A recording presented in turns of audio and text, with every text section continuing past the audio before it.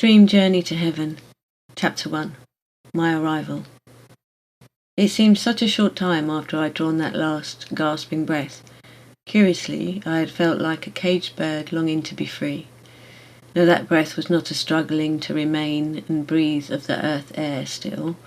It was a striving for that other breath, the glorious, stimulating, feeding breath whose very existence I had scarcely realized until now.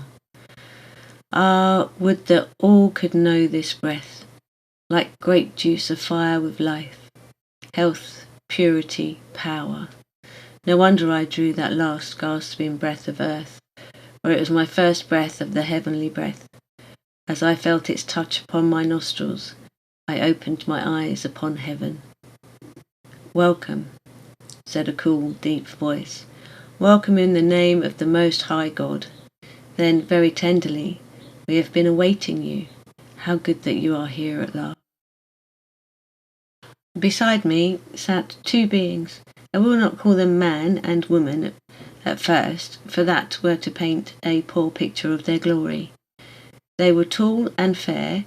They sat with graceful ease, leaning against a trellis draped in vines. Beyond, stretching away into endless space, were purple-clad hills rising one upon the other into the sky. Behind me I glimpsed a scene of great beauty, an endless succession of valleys, green, sunlit and starry with flowers, with here and there a silver stream and an old picturesque bridge. It was peace indeed, and I sighed with content. So this is heaven. Who could want anything more than this? My two companions exchanged a smiling glance. "This is but an antechamber of the great beyond," one of them explained gently. "An antechamber? Then there is more to come?" "Much, much more." There was a sense of languorous content about these two that for a long time, it seemed to me, I rested in utter silence. But of course, I cannot be sure, for time no longer had any significance, since there was nothing by which to measure it. I thought of the measure of time on earth, the sudden risings at the beginning of the day, the rush to prepare for the hours of work, the continual preparation and consumption of meals. "Do you eat here?" I asked suddenly. Another glance passed between them. "They always ask that." "Yes, if one desires. Would you care to eat now?" "Oh no, it just seemed too good to be true, to exist comfortably without the constant bustle of food preparation. What a heavenly place." We shared a smile, the three of us, at this applicable description. Then one of them explained, "Food is prepared in one of the halls of wishes." For a while there was silence again, while I mused on the wisdom of these halls, for my companions seemed to speak without words, also elaborating their spoken statements. "Do you not see," one of them said at last, "that one who had perhaps spent all her life in caring for others and preparing meals would be unhappy if taken away from this work at first? Thus the halls of wishes fulfill the desires of all who come here until they can rest and be prepared for something higher." "It is a very loving provision," I agreed, and added with a sigh, "but I do not think I shall find fulfillment in any one of them." "Why, what is your wish?" "Every wish can be at once fulfilled, you know, if he or she desires it." "If he desires it," I echoed. "My wish is for himself." There was a hushed and reverent pause. "Even this is open to whomsoever will." As he spoke, the rolling landscape seemed to fade away, and before me there appeared, as it were, a great park, massed with flowers. From my feet there stretched a winding pathway, golden as a fine sand, and, following it with my eyes, I could see every smallest detail at a great distance. I saw a pair of great gates, shining in the light of an unseen sun. Many were resting amid the flowers on that winding way, and desiring ardently to see within the gates. I suddenly found myself there with my two companions beside me. Bernard. Chapter 2. At the Gates. Falling on my knees, I bowed my head and said a prayer of thanksgiving. Then I rose up and looked upon the gates once more. Wonderingly, I watched a curious change take place in them. Each rail of which the gates were composed began to shine still more brightly, and then to glow with many rainbow colours.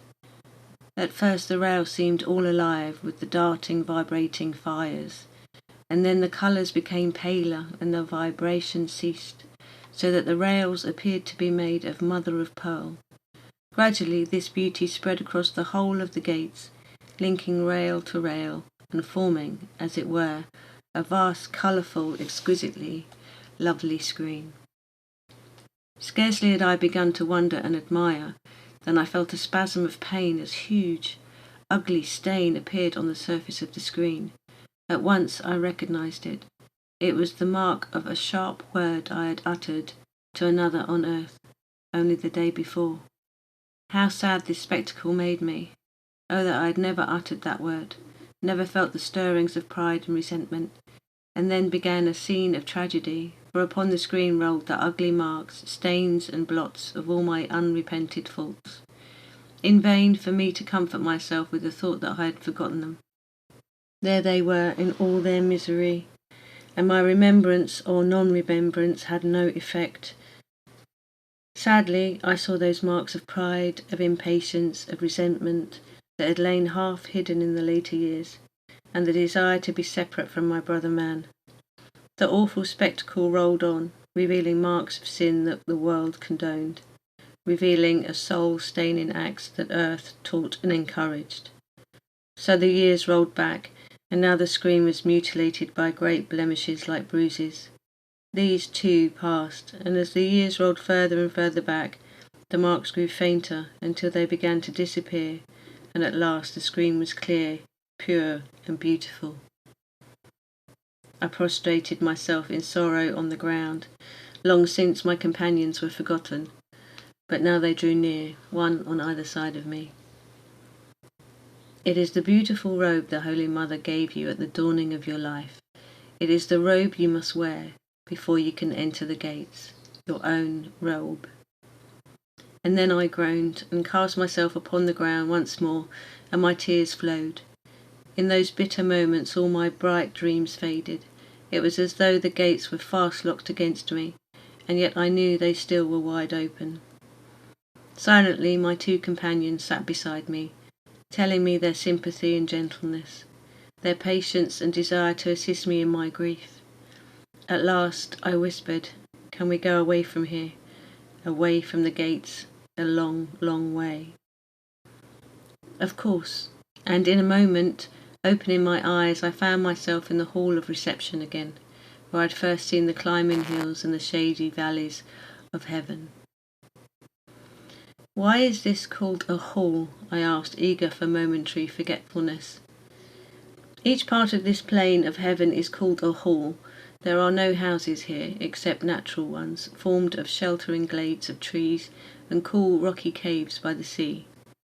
For a long time after that I lay musing.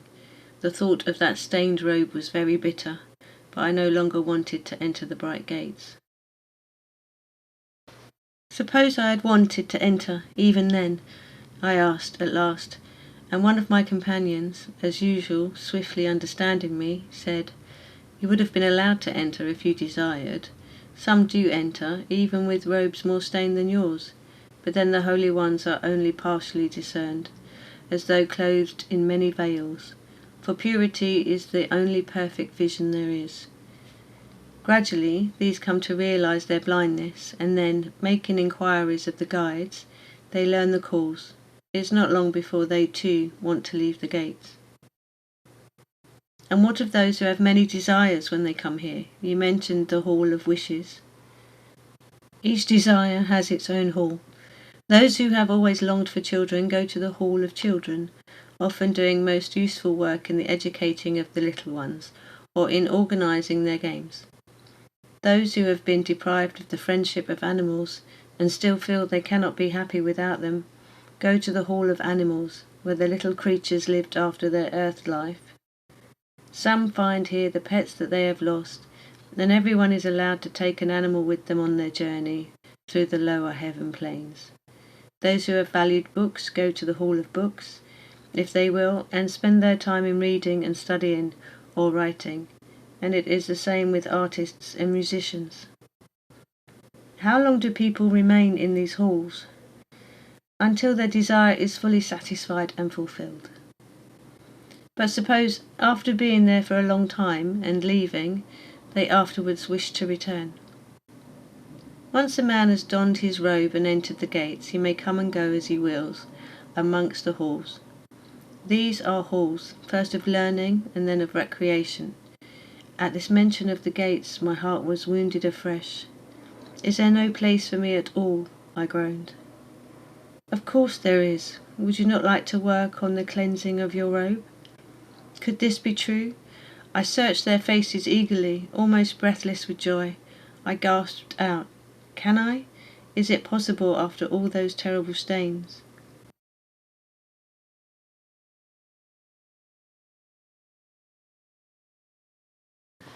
With God, nothing is impossible. They said this in unison very solemnly, and at once all doubt left me. I felt only an eager desire to begin. "Tell me," I begged.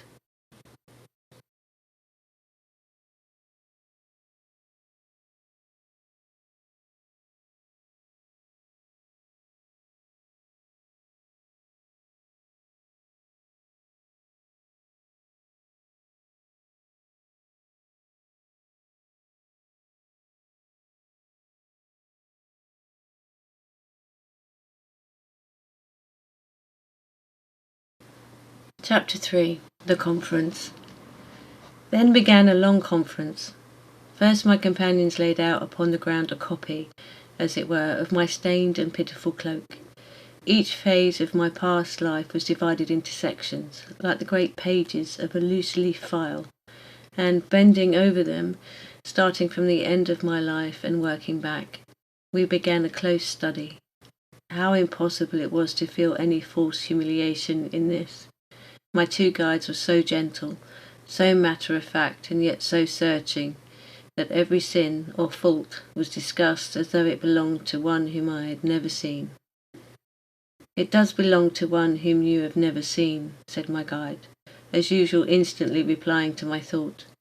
"These stains are not deliberate sins, but are sins that you did not recognize at the time, for you have long since made acts of contrition within your heart for all your conscious ones.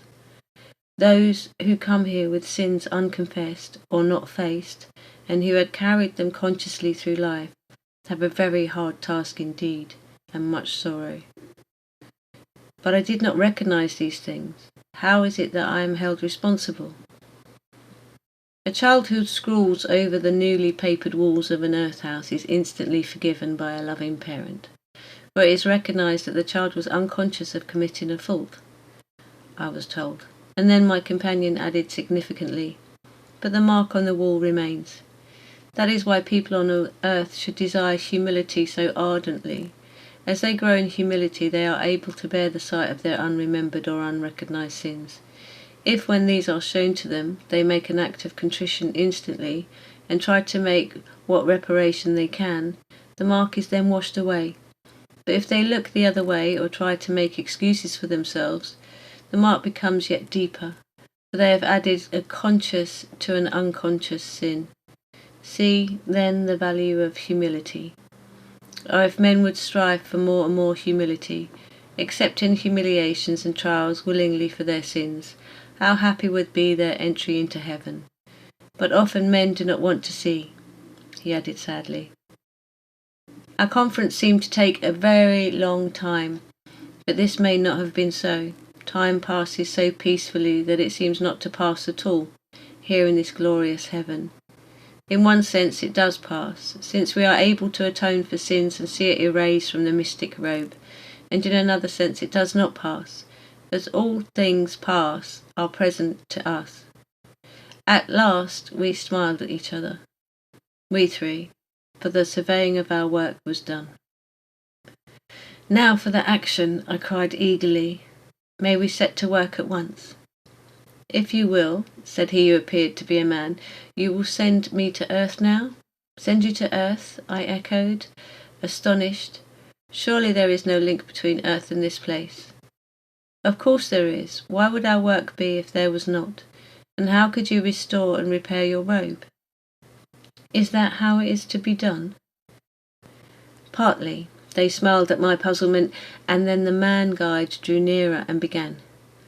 Let me explain. In order to make reparation for your sins, and if you are not willing to make good each wrong, how can you be truly sorry? The very instincts of earth are those of making up for it, when once a fault is seen and contrition felt. Each one whom you have wronged must be sought out and some good given in place of the evil. This is true reparation, and no sin is erased until this is accomplished. In the sins that are forgiven on earth, he added quickly, already sensing my train of thought, angels are sent to make reparation for the wrong in place of the contrite one. Thus a man may be inconsolable if he thinks that one had died whom he has injured, and so he cannot make it good. But it is never too late while his earth life lasts, if he is truly and perfectly sorry, that is. Not to escape punishment, but for the fact of the sin. An angel is at once sent to make good his wrong in heaven. He seeks out the wronged one, explains the motive, the circumstances and the sorrow of the wrongdoer, if this is practicable, and then conveys him to a special blessing as a recompense. What kind of blessing? An angelic benediction. These are in the forms of rays which, pouring out from the angel in response to his will, give a measure of strengthening life force to the recipient. Many a man striving hard against some temptation or weakness on earth has suddenly become conscious of a new power which has enabled them to conquer. What, I interrupted, is the angelic benediction carried to earth too? Yes. What a wonderful plan! You mean that the angels carry their benediction from the penitent sinner on earth to heaven, and from heaven to earth. How marvellous. God is very good. We, who are of the lowest orders, even to the highest order of angels, praise him night and day. Are you of the lowest order? I asked incredulously. But how noble you are, how tall, how graceful, how radiant. Yet we are indeed of the lowest, though our work is very important, for it concerns man's first entry into heaven.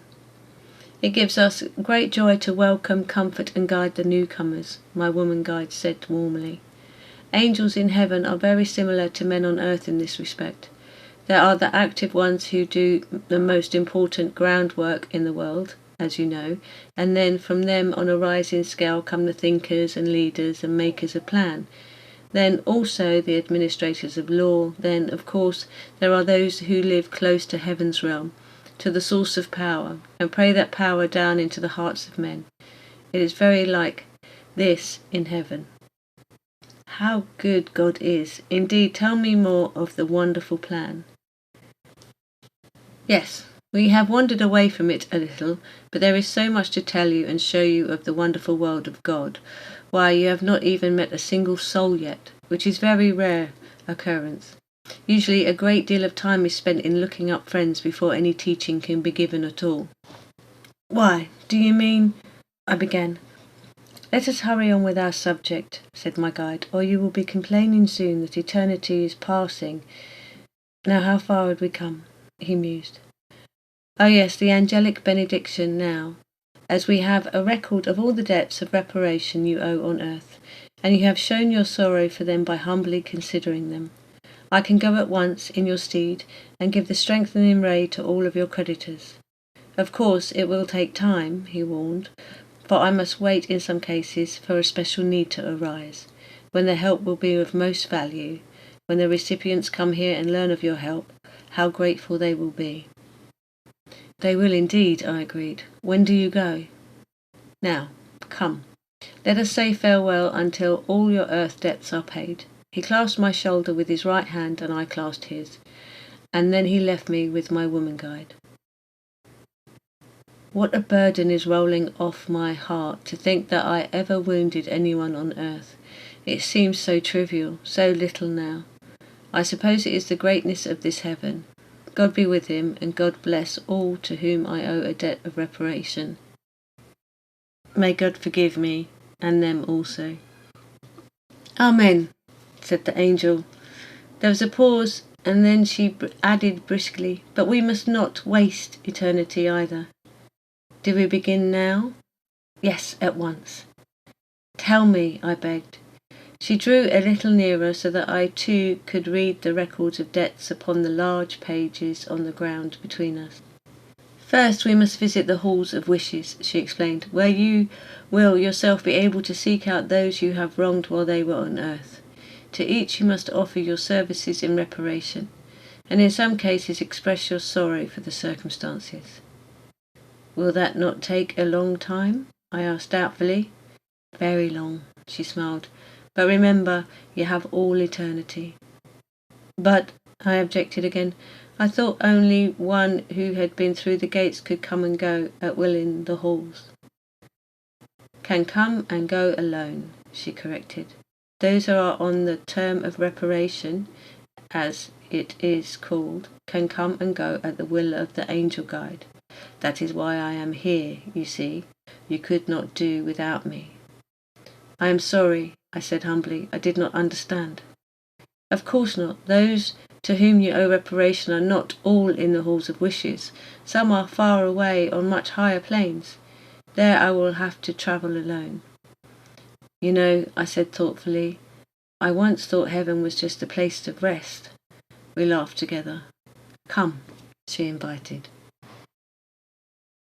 Chapter 4. The Hall of Animals. In just a moment, it seemed, we were standing on a level, grassy field. It was gently lit, but the atmosphere was cool and fresh. Here and there were clumps of long grasses, and away to my right I glimpsed a swiftly running stream. To the left was a wood, and the whole scene was one of peaceful beauty. I took a great breath of the sparkling air. Where are we? In the Hall of Animals. At this I looked around in keen enjoyment. Why, it is the very place I should have chosen to see first, and I thought the term of reparation was a kind of punishment. How little you earth people know of love. The ways of the mighty God are all love. It is when men oppose his ways that sorrow comes upon them. Why should one who is sorry for sin and wishes to make reparation be made more unhappy? There are only two kinds of misery here. And they are? The misery of unrepented fault and sin, when man, though wishing to have forgiveness for himself, still cannot bring himself to make amends. Thus he lives in oppositions to the laws of love, wandering from place to place with no right of admission to any of the halls, no guides, no friends. Ah, it is a great misery. And the second, she added sadly, is the misery of remorse. Yes, I mourned. I know that misery even now. But you have a consolation, she added quickly. One of your guides has already started on the earth reparation, and we are just starting here.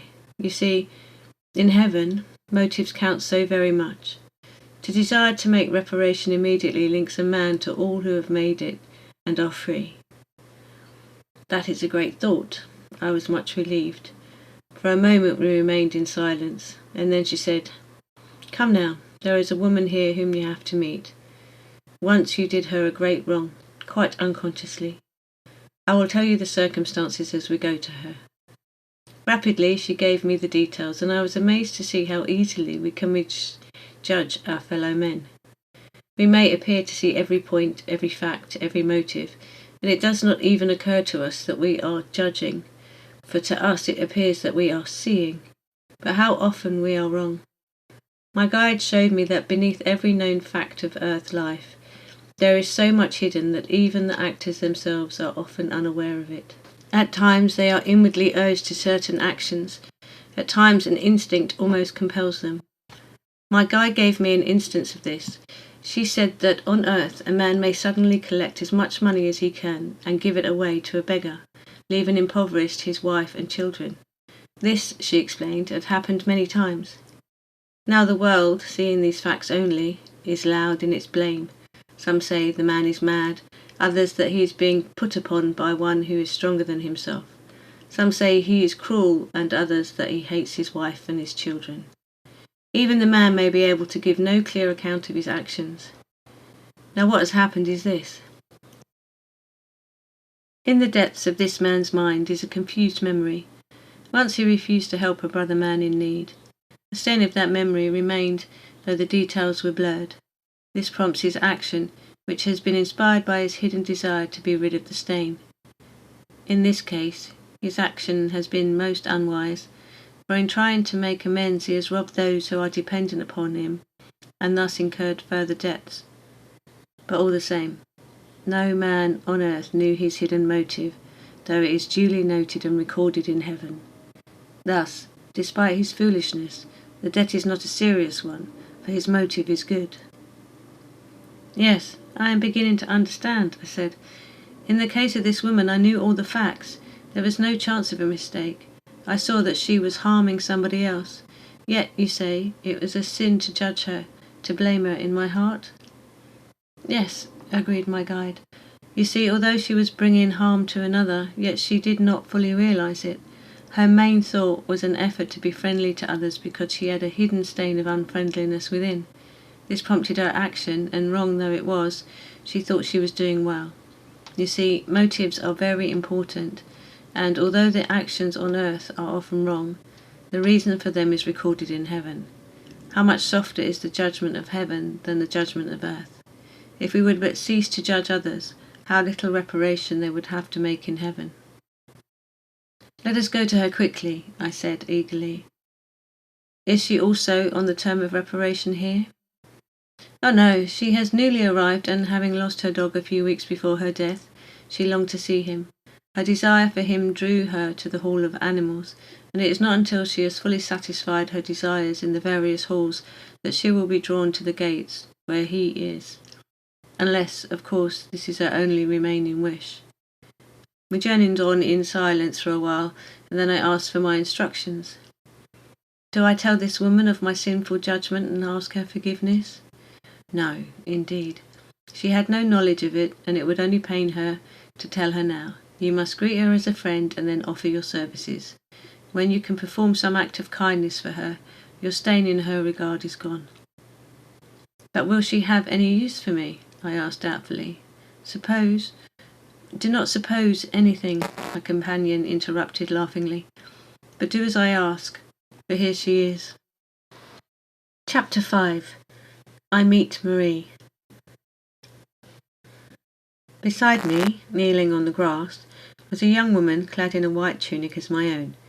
She did not see me at first, for she was absorbed in a little brown spaniel which sat before her. She was hanging a daisy chain about his neck, and she laughed merrily as she gave him a little pat, and he bent back to lick her hand. You look grand, she cried gaily. My guide gave me a small push, and I stepped forward and spoke. Is that his name, Bimbo? He's a nice little dog. She looked up. Yes, isn't he? We only met again this morning after 6 weeks of separation. He was happy, and so was I. Then, rising, have I met you before? On earth, I assured her, but not here. I have only just come. Oh, then you are in for a treat. The animals are so happy. They have such a lot of space to play in and no fences at all. There is plenty of cool water, clear running water, and everywhere, on bushes, grow a kind of fruit, something like a meaty biscuit, which they can bite off, so they never have to wait for mealtime but eat whenever they like. Are they lonely for their masters and mistresses? Just at first, but we make them understand that it will not be for long, and there are so many people here who love them and play with them. They quite forget to be lonely. That is good news. Who are the people? Oh, there are 2 kinds. The first are those who come back here to seek for their pets or just because they love animals so much. These stay as long as they like. The others are here to make reparation. They have been unkind to animals while on earth, but are sorry now, and so they come here to look after animals as a means of making amends. They are happy too, because they know that all is forgiven. You've learnt a lot, if you only came this morning, I said admiringly. Was it only this morning? I'm not sure. You see, the light is always like this here, and it resembles an early spring morning on Earth. Besides, one learns things so quickly because everyone speaks openly of their lives on Earth, their faults, and what they hope to do in heaven. But even I have not yet visited the interior. It is the place where all the wild animals live in their natural state. Here, those who have been caught and caged and made to perform tricks for the amusement of men regain all dignity of freedom and wander at their will in great content. But don't any of them come out? I queried, glancing a little apprehensively over my shoulder. Oh, they never attack people, she laughed. You see, they are learning too, and of course, she added thoughtfully, now they have plenty to eat. The dignity of perfect freedom and nothing at all to fear. Why should they attack anything or anyone? True, I agreed, and just then came a little whine. Oh, that's Bimbo's friend. Come and see. Bimbo eagerly led the way, and following, we came upon a cosy little nest of grass under a bush, and lying in the nest a tiny spaniel puppy. He looked up at us mutely, feebly wagging his tail. Isn't he sweet? Taking the little bundle into her arms, Bimbo found him just now. He's a wee bit scared because he was only just born when he came here and he hasn't even got a master yet. She looked up at me appealingly. Will you look after him? Of course. And then I knew how I could serve her. But you will have to teach me exactly what to do. Now, first of all, suppose you take him from me, suggested my new friend. If you are going to be his master, you had better become... Steady, I warned, taking the quivering bundle into my arms. Who said I was to be his master? I only agreed to look after him for a while. You won't be able to resist keeping him always once you get to know the little darling. I looked down and met the wide gaze, felt the pink tongue curl on my palm. No, I think you must be right. Besides me, Bimbo thumped his hard tail. I think he must be hungry and thirsty, don't you? Said my friend. Carry him down to the stream, Bernard. Hello, I exclaimed, stopping to stare at her. How did you know my name? Did my guide... For the first time I began to look searchingly about me, but there was no one else to be seen. My companion laughed. Have I been here such a short time and yet know so much more than you? I suppose so, I admitted humbly. You do seem to have acquired a lot of information. Well, what is my name? How can I know if... I began and then stopped suddenly. She laughed at my... There, you do know, you see. She was right. In that moment, a name seemed to press lightly on my mind. Is it Marie? Yes. But how did I know? I could not resist a quick thought of the usefulness of such a gift on earth. You knew in the same way as I knew your name, she explained. You see, knowledge comes to us here as soon as we desire it. That is, if we are able to bear it. As we become conscious of a desire to know something, our desire thought goes out and seeks the knowledge that is there already and can be shared by all. That is how I have learned so much already. When you want to know anything, just pause a moment and the truth will come into your mind. I say, this is great. Always I had wondered about so many things that puzzled me. To have the answers to my questions seemed a heaven in itself. As we talked, we had been walking swiftly over the springing grass. It was amazing how quickly one could cover the ground at will, or just how slowly one could linger.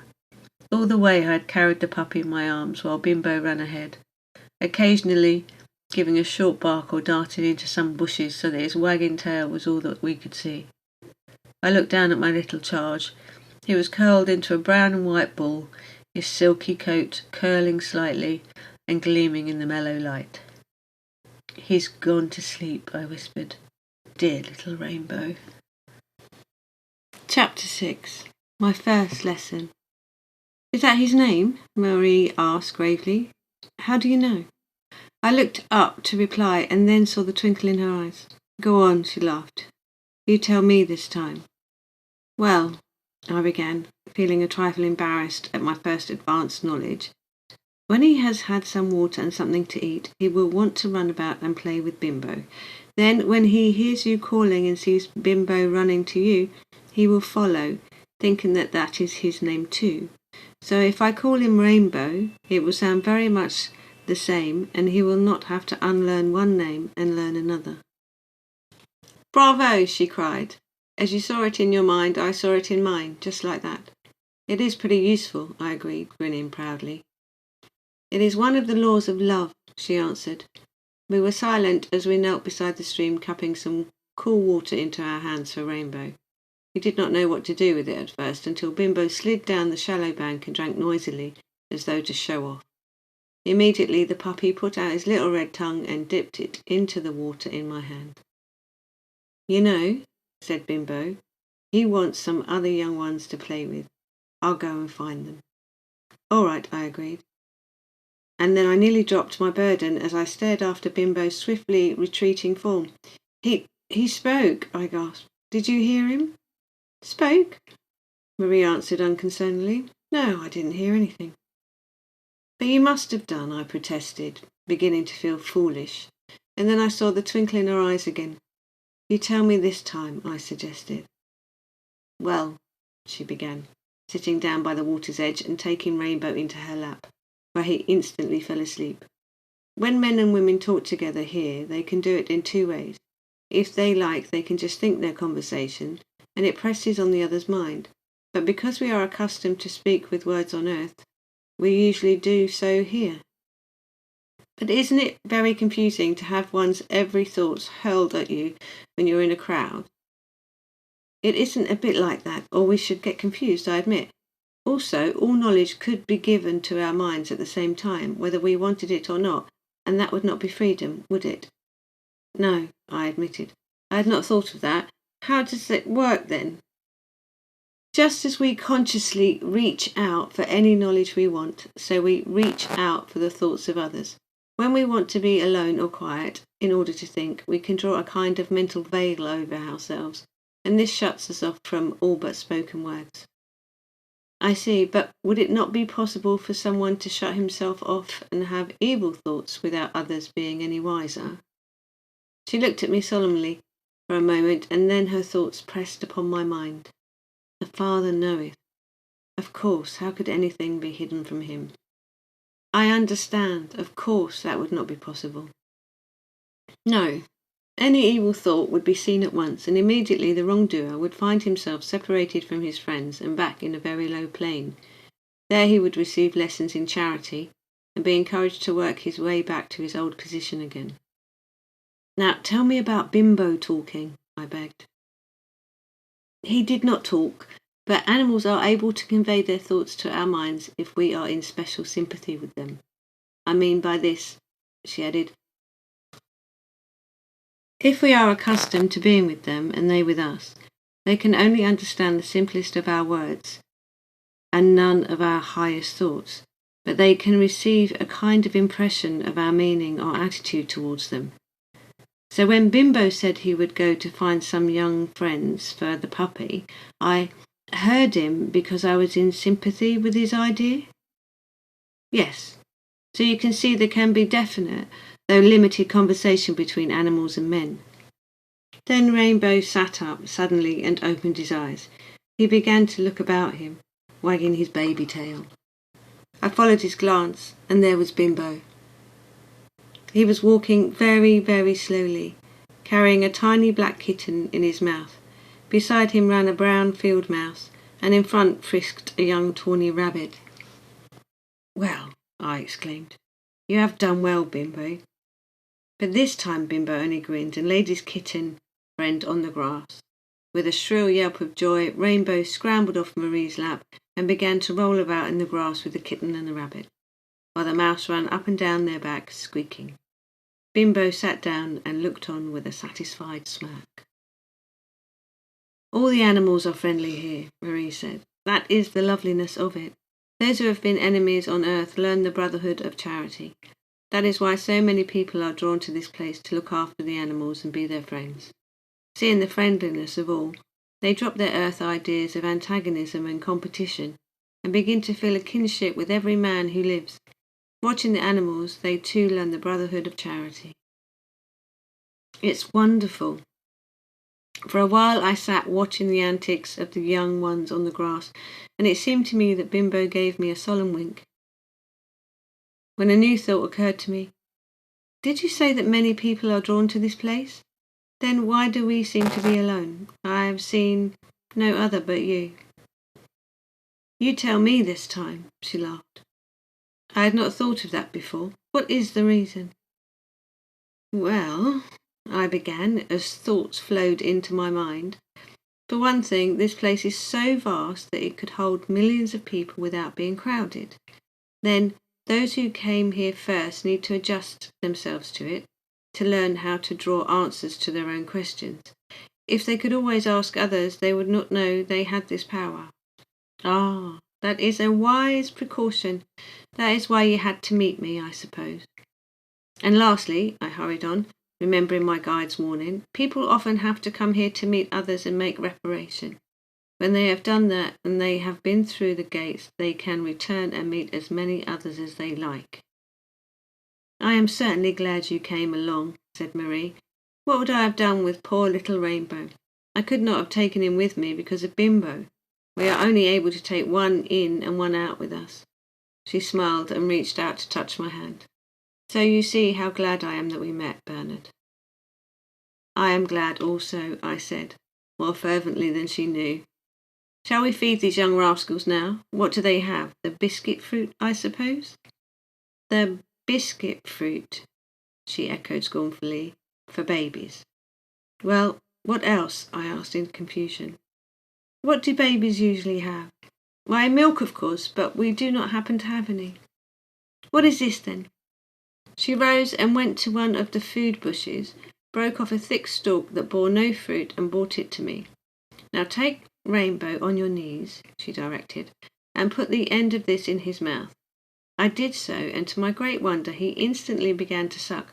I saw sap-like milk running down the stem into his greedy little mouth. We fed the other babies in the same way, and then they all curled up together for a nap. It is wonderful, I mused, even milk for the babies. He is so good. He is love. For a long time we stayed together after that. Rainbow began to grow and get very strong and active. I saw that he was almost big enough to be taken on my journey.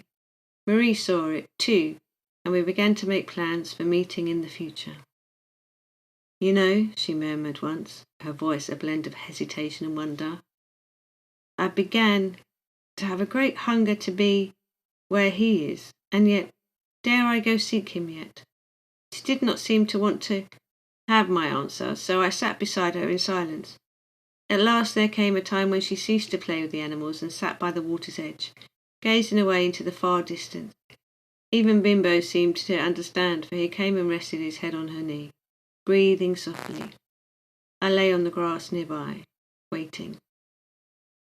I knew it would soon be time to part, and at the thought that one stain was cleansed from my robe, I was filled with joy. After one of those times of quietness, she suddenly turned to me and laid a hand on my arm. Goodbye, Bernard, she whispered. It has been such a happiness to know you, but I seek a greater happiness now. Goodbye. We will meet again some day. With my eyes and mind, I followed her as she walked over the fields.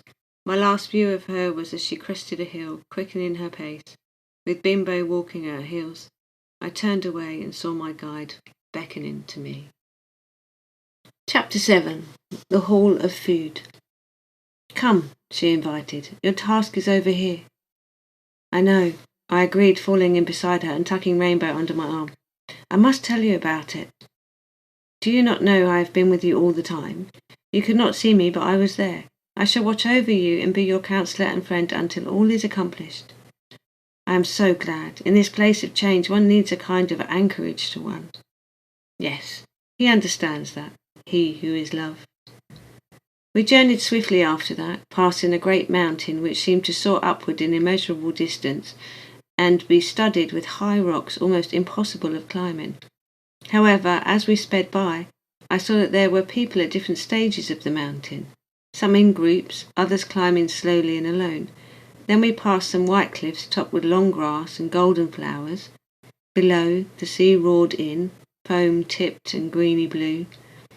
A little further on was a quiet beach, sunlit and sheltered, where children were playing in the sand. As we went on, the atmosphere seemed to change, and we came across a plain where the rain lashed down and the wind blew shrilly. Curiously, it did not affect us at all, for we made just as much speed as before, and were quite dry. It was as though we passed on the fringe of the storm, though I saw the figures of several people struggling in the midst of it. All these things I beheld so swiftly that there was no time to ask questions or seek for answers. I knew that later on I could come back at will, and so I remained silent behind my companion. "We're nearly there," she said at last, linking her arm in mine. "Where are we going this time?" "To the Hall of Food." "Then I shall have to make the most of this cool air," I said ruefully. Heat and the odour of cooking never were in my line. She did not reply at once, but I noticed that she smiled a little. But after a while she began to give me instructions. I listened carefully, thinking of my mystic robe and the joy it would be to have it clean again, thinking too of that hunger which had sprung up in the heart of Marie. But until my robe was pure and beautiful, I could not attempt to satisfy that hunger. It seemed that I had incurred a debt to man who was at present in the food hall. Long ago, before I awoke to spiritual values, I had attempted to gain some money at his expense. Oh, it seemed all right at the time. Half the world was doing it. I was even praised and called smart by many people. "The earth people are so foolish," said my guide. "They pretend to believe in a life after death, or at least most do, and then they live exactly as though the one in the world was all there was. Or some of them behave as though they thought they could take their possessions with them. For they work all their lives to gather about them material possessions, and their only joy seems to be looking at and thinking of them. Even this man whom you wronged," she went on, "could not have been harmed at all had he not attempted to find a way of getting more money for less service. You will be able to speak of it to him, for he has made his reparation. He has been through the gate." "Really? Then he has seen, he knows, he has learnt all his lessons." "All his lessons? You could not see him at all if he had learned them all. He would be on the heights, in the light of the Father. I could not even have reached him for you, but would have had to contact one of the highest order. Of course, forgive me for being so stupid, but if he had made all this reparation, what is he doing in such a place as the Hall of Food? Why should he not be there? Is it not, well, on a rather low plane?" For the first time her voice was stern. "I think it would be well for you to forget that idea. Certainly the food of earth is often abused and men eat and drink to excess. But remember that it is a creation of the Father. Remember also that you are not on earth now." "I'm sorry," I said quickly. "Please do forgive me. I did not mean to be a prig." She gave my arm a little squeeze. "I know. It is just that you have so often rebelled against the idea of using the body as just a receptacle for food, that you have forgotten the beauty of food. It is a sustaining power, the delight of its varied flavours, and above all, the love that inspired its creation. But you must forgive me too," she added, "for speaking so sternly. I must remember that you are a newcomer, and also that I am one of the lowest order." "Friends again?" "Of course." In a companionable silence we journeyed on. Suddenly my eyes began to be dazzled by a great light which seemed to rise out of the valley that we were approaching, and it looked at first as though it were on fire. "Ah," said my guide, "here we are. Now you will have to ask Rainbow to wait for you until you return." "Then he cannot come in?" I looked down regretfully and met the wide brown eyes. "No, but he will understand. Remember that an animal can receive an impression of your thought. Tell him that he will find other animals to play with, but not to wander far, and that I will bring him some food from his own hall every day." "Will you really? That is good of you." I sat down on the ground and held Rainbow up to my face. He looked at me solemnly, blinking a little as I gave him his instructions, and when I had finished, I knew he understood. "I will be waiting," was pressed upon my mind. I set him down and began to walk down the hill. He stood looking after us, a little wistful but resigned. A moment later there was a short bark, and he had scampered off into some bushes. As we entered the valley, It seemed as though the hedges, bushes, and trees were draped in flame, and yet there was no crackling or smoke. It was very strange. I shall begin to feel the heat in a moment. I turned to my guide. Do you mind it? Let us go at once to your creditor, shall we? He will enjoy answering all of your questions. Chapter 8. Stuff. As we crossed the meadow and entered a shady grove, my guide paused and pointed out a man who was walking slowly up and down. There he is. Again she touched my arm in dismissal, and I walked forward quickly. I began to feel like a soldier on the eve of battle, tense, expectant, a little nervous, but very glad to be in action again. A few paces away I stopped. Still he did not see me. He was a man of middle height and broad. His face was large and smooth, except for many laughter wrinkles, and his thick hair was sandy hued. I knew I had never met him on earth, but that we had corresponded, and I knew that his name was Stephen. "Hello," I greeted him, for if I did not speak first, it seemed that he would never notice me. "Hello," he murmured. Still he did not look up, but walked slowly along, lost in thought, yet gazing about him at the sparkling fire. I fell in step beside him, feeling somewhat embarrassed. "The colourings," he cried suddenly, laying a hand on my arm. "The texture, it's quite exquisite." Then he turned and looked at me in the face, and had an expression of consternation that spread quickly over his. "I say, I am sorry. A newcomer to this hall, and I treat you like this. I thought you were one of us." And then, with engaging simplicity, he added, "That is, if I thought at all, and I doubt it." We laughed together. "I am Bernard," I began, "and you are Stephen. We did not meet on earth, but—" He laid a firm hand on my shoulder and gave it a friendly squeeze. "Welcome." Before I could tell him my errand, he was prowling on again, this time with his hand linked in my arm. "Look at those colours," he murmured in a tone of awe, yet there was so much happiness in it that it was also a song of praise. I followed his gaze and then stopped in wonder.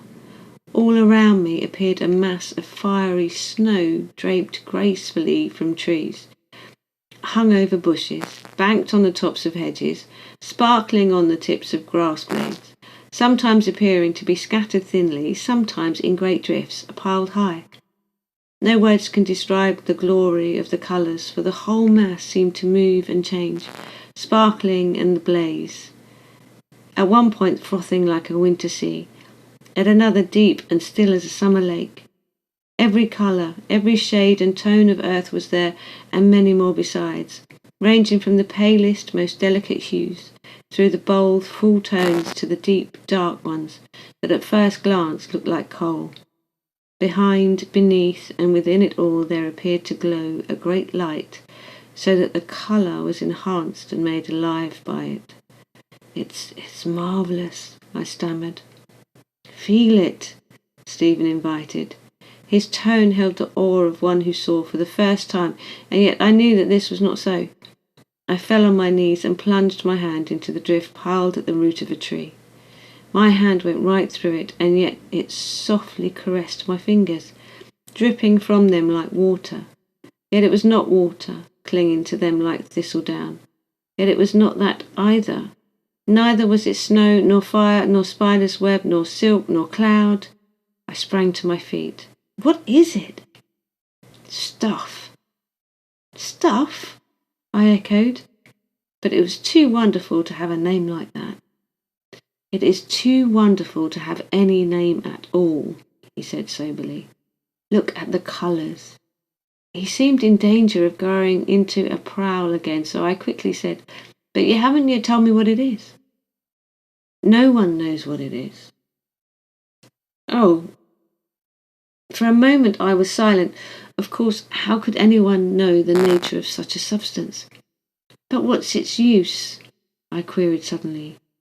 "Surely it does not just stay here?" "It is used for everything." He linked his hand in my arm again. "Come, let us walk a while, and while we have our fill of the sight of it, I will tell you as much as I can. But mind," he warned, "nobody knows all except the Father." What did you mean when you said it was for everything? I knew quite well that I could find the answer to all my questions alone, but it was so pleasant to walk and talk with my new friend that I gave myself the enjoyment of it. For a while we walked on silently, while I watched the ridge of a hedge glow as though it were a morning horizon, and then changed to a score of pastel tones, which gradually deepened into the green of the sea when a shadow lies upon it. This stuff is the creative substance of the Father, Stephen said at last. It is a reflection of the light which first came forth from him. His tone was hushed, and I held my breath at the wonder of it all. All things are made from this substance, as it takes many forms and colours, as you see. On earth, plunging as it does into such a low plane, it becomes hardened. This accounts for the apparent solidity of earth things. Everything without exception is made originally from this one substance. I digested this silently for a while, and then a further problem occurred to me. Is it in its natural state here in heaven? Yes. This is a creative stuff with which we work with for the Father. There was another long pause. The depth of the subject and the glory of the stuff around me, constantly changing as it was, necessitated this. On earth, Stephen continued at last, I was a chef. I loved to prepare food. It was a kind of art with me. The subtle odours, colours, flavours, they fascinated me. Here it is not the preparation of the food that is my joy. It is the building of it. Just now I am working on a peach. At least I call it that, for it is very like a peach on earth. He shut his eyes and thought blissfully, building up his mental picture. It has the same texture, but it is as large as a pineapple, and at its centre is a little skin vessel holding additional juice like the milk in a coconut. Do you mean, I asked in amazement, that you are creating this fruit? Ah, not creating it, he said quickly. That is for the Father alone. No, it is like this. Those who have had creative instincts on earth, and the preparation of food is a creative instinct, are given a mental picture by the Father. That is how the picture of the peach came to me. Since then I have searched among the stuff for the exact colour and texture, and when I have found it, I have begun to build. Have you succeeded? I asked. Not yet. When the result is imperfect, the form just dissolves away. But when it is perfect, yes. The Father fills it with life, and then it lives eternally. One day, if I succeed, that fruit will be giving delight to children when they first come here, especially the little ones who die suddenly and who might be frightened if we do not welcome them with smiles and treats. He walked for a long time after that without a word, or an exchange of thought. Each of us had drawn his mental veil, and that veil was worship of the loving kindness of the Father. When at last Stephen spoke, he appeared to be summing up as though he had been discussing it all the time. So you see, even in the hall of food, life is a praise of the glory of the Father and a prayer to him. After a while, I thought it time to tell Stephen my errand. We were sitting at the foot of a great tree, where the glorious stuff shimmered above us like a million blossoms. I began at the very beginning, describing my side of the matter and what I knew of his. Not sparing myself, I admitted my guilt and humbly begged him to let me repay him in any way he chose. To my amazement, he broke into a throaty chuckle, which gradually deepened into a great sonorous laugh. His face was all crumpled up in its laughter wrinkles, and I could not help smiling in sympathy, although I could not see the joke. What fools men are, he gasped at last. What fools! They spend half their lives in trying to get as much money as possible for as little service as possible to their fellow men. 3/4 of the world feels just like that. Plan, scheme, think, and all to amass a bigger pile of cash than the next man. Just like kids on a sandheap, each trying to build the biggest castle. The one who should have the wealth is the one who has given the most valuable service to his fellow men. Oh, I know it would be difficult on earth, especially with people all thinking in different ways, but man alive, their standards are wrong. If they could only come here for a visit, find the hall of their choice, and learn the joy and satisfaction of creative work for its own sake. Then You forgive me, I persisted. If you do, tell me what I can do in reparation. Pray with me about that peach, he declared without an instant's hesitation. Pray with you? Just one prayer? But surely that would not be enough. Have you not learned yet that prayer is real? People on earth often speak prayers into the void with no knowledge of their mighty power. But here we know the value of prayer. I have heard of the strengthening ray, I admitted. That is it, he agreed. Every good prayer on earth or in heaven attracts the attention of one of the guides. He or she immediately sets to work, either carrying an angelic benediction direct or in seeking one of the higher order who is most fitted to deal with it. No prayer for anything worthy of matter is ever ignored. The strengthening ray is always the result, and although it may not be recognized, it works in that one for his eternal good. Then what do you want me to do? Peach. I have laboured over it for so long. Not that it has seemed like labour, mind. It has been a great joy. But now I grow impatient and long to see the kiddies' faces breaking into smiles when they see my offering. The Father has given me the pattern, just as he does on earth when men say they have an inspiration.